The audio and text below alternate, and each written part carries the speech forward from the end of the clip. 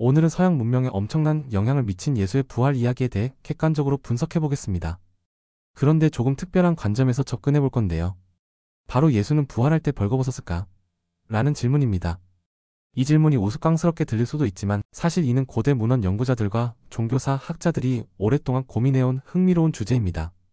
단순한 호기심을 넘어서 초기 기독교 공동체가 어떻게 부활 이야기를 구성했는지를 이해하는 중요한 단서가 될 수 있거든요. 먼저 현존하는 가장 오래된 기록들을 살펴보겠습니다. 요한복음 20장에 보면 흥미로운 장면이 나옵니다.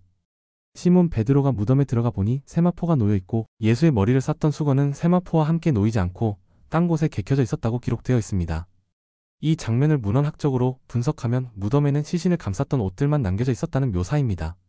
만약 이 이야기를 액면 그대로 받아들인다면 예수는 그 옷들을 벗고 부활했다고 볼 수 있겠죠.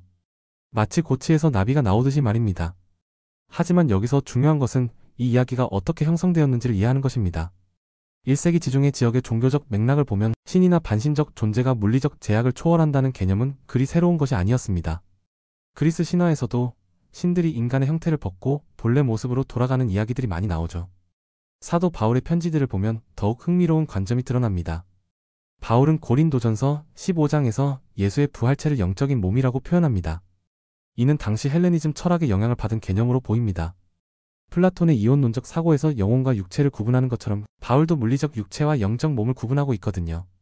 바울은 고린도후서 5장에서 이 장막집을 벗고 하늘에 있는 집으로 옷 입기를 간절히 사모한다고 말합니다. 여기서 장막집은 물리적 육체를, 하늘에 있는 집은 영적 존재를 의미합니다. 이런 표현들은 당시 그리스 철학과 유대교, 종말론이 만나면서 생긴 독특한 사상적 결합체로 볼 수 있습니다. 흥미롭게도 복음서들과 바울의 서신 사이에는 상당한 차이가 있습니다. 복음서들, 특히 누가복음에서는 부활한 예수가 제자들과 함께 생선을 먹고 도마에게 상처를 만져보라고 하는 등 매우 물리적인 모습을 보여줍니다. 반면 바울의 서신에서는 예수의 부활을 물리적 차원을 넘어선 변화로 이해합니다. 이런 차이가 생긴 이유는 시간적 차이와 관련이 있을 수 있습니다. 바울의 편지는 50년대에 기록된 반면 복음서들은 70년 이후에 기록되었거든요. 시간이 지나면서 부활에 대한 이해와 묘사가 달라졌을 가능성이 높습니다. 종교학적 관점에서 보면 부활 이야기는 초기 기독교 공동체가 겪었던 트라우마적 경험, 즉 지도자의 죽음을 극복하기 위한 집단적 대응 메커니즘으로 해석할 수도 있습니다. 많은 종교 운동에서 창시자의 죽음 이후 비슷한 부활이나 재현 이야기들이 나타나는 것을 볼 수 있죠.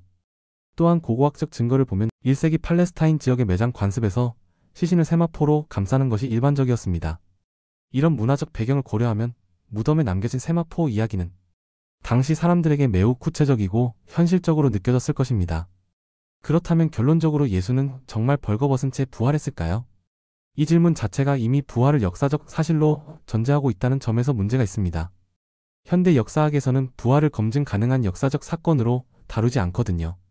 하지만 이야기의 구조와 의미를 분석해보면 벌거벗음이라는 모티프는 변화와 새로운 시작을 상징하는 강력한 은유였을 것입니다. 고대 근동 지역의 여러 종교에서 옷을 벗는 행위는 종종 신성한 변화나 재생을 의미했습니다. 문학적으로 보면 세마포를 벗고 부활한다는 이미지는 죽음에서 생명으로의 극적인 전환을 시각적으로 표현하는 매우 효과적인 장치였을 것입니다. 마치 뱀이 허물을 벗듯이 또는 씨앗이 껍질을 벗고 새싹이 되듯이 말이죠. 결국 예수가 부활할 때 벌거벗었는지의 여부는 역사적 사실의 문제가 아니라 초기 기독교 공동체가 어떻게 죽음과 변화를 이해하고 표현했는지를 보여주는 문화적 기호로 이해하는 것이 더 적절할 것 같습니다. 이런 분석을 통해 우리는 종교적 텍스트가 단순한 역사 기록이 아니라 인간의 깊은 심리적 욕구와 문화적 맥락이 복합적으로 작용해서 만들어진 상징적 구조물임을 알 수 있습니다. 여러분은 어떻게 생각하시나요? 댓글로 여러분의 생각을 남겨주세요.